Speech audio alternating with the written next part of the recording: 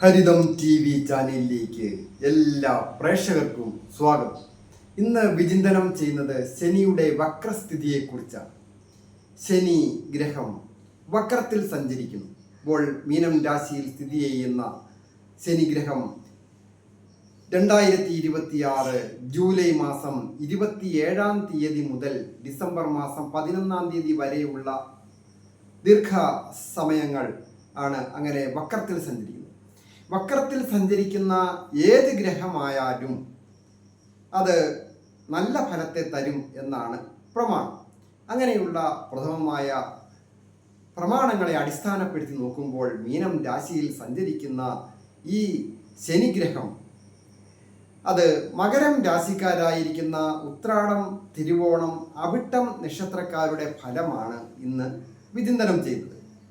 ഈ രാശിക്കാരെ സംബന്ധിക്കുന്നിടത്തോളം ഇപ്പോൾ കണ്ടകശനിയോ മറ്റ് ഏഴരശനികളോ ഒന്നും ബാധിക്കുന്ന ഒരു സമയമല്ല. ദൈവാധീനം പൂർണ്ണമായിട്ട് ഉണ്ട് താൻ. അങ്ങനെയുള്ളപ്പോൾ മറ്റ് ഗ്രഹങ്ങളുടെ സപ്പോർട്ടുകളും വക്രത്തിൽ ശനി സഞ്ചരിക്കുക എന്ന് പറയുമ്പോൾ ഈ മകരം രാശിക്കാർക്ക് ഒരു പ്രത്യേകതയുണ്ട്. രാശിയുടെ അധിപനാണ്, ധനസ്ഥാനത്തിൻ്റെ അധിപനാണ് വക്രത്തിൽ സഞ്ചരിക്കുക. അപ്പോൾ രാശിയുടെ അധിപൻ എന്ന് പറയുമ്പോൾ അത് ദേഹസ്യ സൗഷ്ഠവം സാസ്ത്യം സ്ഥിതി ശ്രേയസ് യശസ് സുഖം ജയോവച്ച സൽസർവം ചിന്തനീയം ലഗ്നത എന്ന പ്രമാണപ്രകാരം ആരോഗ്യം, സൗഷ്ഠവം, ആരോഗ്യം, പ്രധാനമായിട്ട് ഭക്ഷണകാര്യങ്ങൾ, ശ്രേയസ്, യശസ്, സുഖ ഭോഗങ്ങൾ ഒക്കെ വന്നു ചേരുന്ന ആ ഭാവത്തെ സൂചിപ്പിക്കുന്ന ഭാവത്തിൻ്റെ അധിപൻ ദുർബുദ്ധി സ്ഥാനത്താണ് നിന്നിരുന്നത്.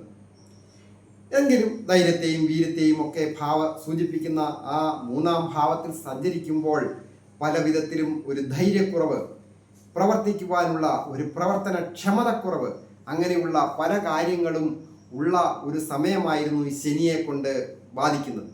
എന്നാൽ അതെല്ലാം വിട്ടുമാറി വക്രത്തിൽ സഞ്ചരിക്കുന്ന ശനി ആ ഭാവത്തെ സൂചിപ്പിക്കുന്ന കാര്യങ്ങൾക്കൊന്നും ദോഷങ്ങൾ തരികയില്ല. അതായത് ധൈര്യം, വീര്യം ച ദുർബുദ്ധി, സഹോദര പരാക്രമോ, ദക്ഷകർണ ചിന്തനീയം തൃതീയത എന്ന പ്രമാണപ്രകാരം ധൈര്യവും വീര്യവും ഒക്കെ വർദ്ധിക്കുകയും പ്രവർത്തന ക്ഷമത ഉണ്ടാകുകയും അതുപോലെ തന്നെ ഉത്തരവാദിത്തം ഏറ്റെടുത്ത് വിജയിപ്പിക്കുവാനുള്ള കാര്യക്ഷമതയോടുകൂടിയ പ്രവർത്തനത്തിനൊക്കെ ഈ ശനി വക്രത്തിൽ സഞ്ചരിക്കുന്ന ഈ കാലത്ത് സാധിക്കുകയാൽ തൊഴിൽ രംഗമായി ബന്ധപ്പെട്ടും ആരോഗ്യപരമായിട്ടും സമൂഹ നന്മയ്ക്കായിട്ട് പ്രവർത്തിക്കുവാൻ കഴിയുക വഴി, ഇടപെടുവാൻ കഴിയുക വഴി സമൂഹത്തിൽ സ്ഥാനമാനങ്ങളും അംഗീകാരങ്ങളും വന്നു ചേരും. അതുപോലെ തന്നെ ആ ശനി അവിടെ ആ മീനം രാശിയിൽ നിന്നുകൊണ്ട് മകരം രാശിയുടെ 5-ാം ഭാവമായ പ്രതിഭാസ്ഥാനത്തേക്ക് ദൃഷ്ടിയുണ്ട്. ദൃഷ്ടിയും സ്ഥിതിയും പൂർണ്ണമാണെങ്കിൽ അത് ഏതാണ്ട് തുല്യമാണ്.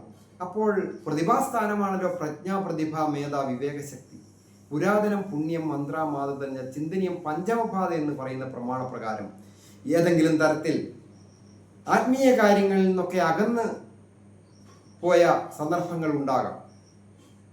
അല്ലെങ്കിൽ ഏതെങ്കിലും തരത്തിൽ മാന അപമാനങ്ങളും അവിഖ്യാതികളും നല്ലത് എന്ന് കരുതി ചെയ്ത പല കാര്യങ്ങളും ശരിയാകാതെ വരിക, അത് തൊഴിൽ രംഗത്തായാലും പഠന കാര്യത്തിലായാലും പ്രത്യേകം സൂചകമാണ്. വിദ്യാർത്ഥികൾക്ക് വളരെയധികം അലസത വന്നിട്ടുള്ള ഒരു സമയമാണ് ഈ ശനി 3-ൽ സഞ്ചരിക്കുമ്പോൾ പ്രതിഭാസ്ഥാനത്തേക്കുള്ള ദൃഷ്ടി കൊണ്ട്. അതുപോലെ ഇൻ്റർവ്യൂവിൽ പങ്കെടുത്ത് തോറ്റുപോയവർ, മറ്റ് ടെസ്റ്റുകളൊക്കെ പരീക്ഷയ്ക്ക് വേണ്ടി എഴുതി തോറ്റുപോയവർ, അവർക്കൊക്കെ വിജയിക്കുവാൻ ഏറ്റവും ഉത്തമമായിരിക്കുന്ന സമയമാണ് ശനിയുടെ ഈ വക്രസ്ഥിതി കൊണ്ട് കാണുന്നത്. അത് പ്രതിഭാസ്ഥാനത്തെ സൂചിപ്പിക്കുന്ന കാര്യമാണ്. വിദ്യാർത്ഥികൾക്ക് വിദ്യാവിജയങ്ങൾ, അതുപോലെ തന്നെ ഓരോ കാര്യങ്ങളൊക്കെ കലാസൃഷ്ടികളൊക്കെ ചെയ്യുന്ന ആൾക്കാർ ആണെങ്കിൽ അത് പ്രഥമമായിട്ട് ദൃശ്യകലകളുണ്ട്, സുന്ദരകലകൾ, സുമാരകലകൾ എന്നൊക്കെ പറയുന്നത് പോലെ സീരിയൽ രംഗമോ സിനിമാ രംഗമോ അതിൻ്റെ അണിയറ പ്രവർത്തനങ്ങളോ സോഷ്യൽ മീഡിയയിലോ വാർത്താവിനിമയമോ അങ്ങനെ നിരവധി അനവധിയായ കാര്യങ്ങളിൽ ഏർപ്പെട്ട് ചെയ്യുന്നത് ഉദ്ദേശിച്ച രീതിയിൽ ലക്ഷ്യം കാണാതെ വരും. അങ്ങനെ വിഷമിച്ച് നിൽക്കുന്നവരാണോ നിങ്ങൾ എങ്കിൽ നിങ്ങൾക്ക് ഇനി അത് മുതൽ നല്ലത് വരാൻ പോകുന്നു, നല്ല വിജയങ്ങൾ വരാൻ പോകുന്നു, പ്രവർത്തനങ്ങൾ വിജയിക്കുവാൻ പോകുന്നു. മുടങ്ങിക്കിടന്ന കാര്യങ്ങൾ ഉത്തരവാദിത്തത്തോടുകൂടി പുനരാരംഭിച്ച് പ്രവർത്തിച്ച് ഉദ്ദേശിച്ച ലക്ഷ്യത്തിലെത്തുവാൻ നിങ്ങൾക്ക് അവസരം വന്നു ചേരുന്നു. അവസരം ലഭിക്കുന്നത് വേണ്ട രീതിയിൽ വിനിയോഗിക്കുക എന്നുള്ളത് വളരെ ശ്രദ്ധിക്കേണ്ട സമയം.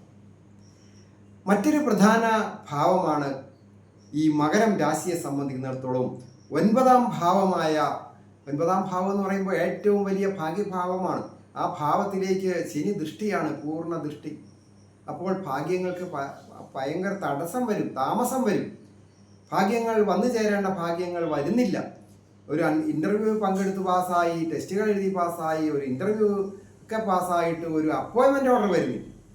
അല്ലെങ്കിൽ ജോലി ചെയ്ത് കാര്യങ്ങളെല്ലാം റെഡിയാക്കി, എല്ലാം പേപ്പർ വർക്കുകളെല്ലാം ചെയ്തിട്ടു, എന്നിട്ടും അതിൻ്റെ ധനം വന്നു ചേരുന്നില്ല.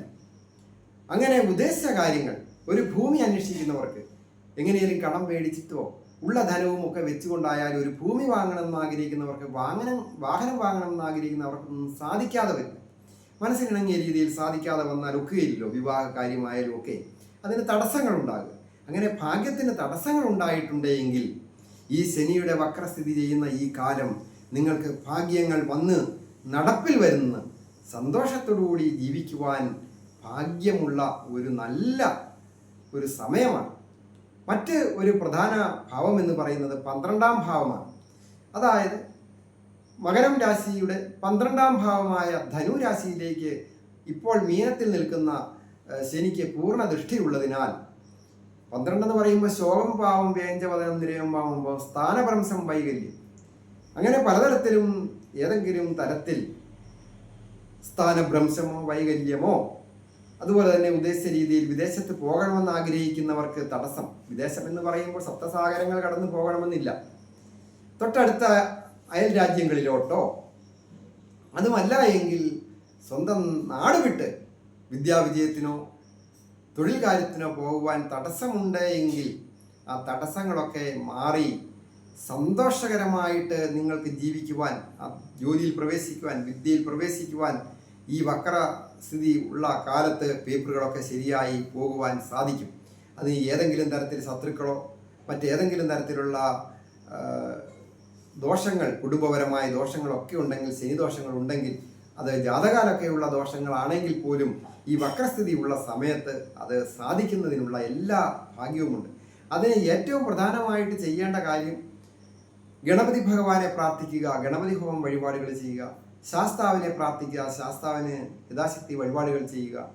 ശനിയാഴ്ച തോറും നമ്മളെ കഴിയാവുന്ന രീതിയിലൊക്കെ വ്രതാനുഷ്ഠാനങ്ങൾ എടുക്കുക. അങ്ങനെയൊക്കെ ചെയ്താൽ ശനിദേവൻ പൂർണ്ണമായിട്ട് ഭാഗ്യങ്ങൾ തരും. ഞാൻ ഹരികുമാർ, ദേവി ജ്യോതിഷാലയം, കാവുംപടി, മണർകാട്, കോട്ടയം. ഈ ചാനൽ പേരും നക്ഷത്രവും ചേർത്ത് കമൻറ്റ് ചെയ്യുക. നിങ്ങളുടെ വിഷയം എന്തുമാകട്ടെ അത് കമൻറ്റ് ബോക്സിൽ രേഖപ്പെടുത്തിയാൽ ഞാൻ നിങ്ങൾക്ക് വേണ്ടി പ്രാർത്ഥിക്കാം. വ്യക്തിപരമായ കാര്യങ്ങൾ അറിയുവാൻ നേരിട്ട് വരികയോ ഫോൺ വിളിച്ച് ചോദിക്കുന്നതിനും അവസരമുണ്ട്. അതുപോലെ തന്നെ എല്ലാവർക്കും നന്മ വരുവാനായിട്ട് പ്രാർത്ഥിക്കാം.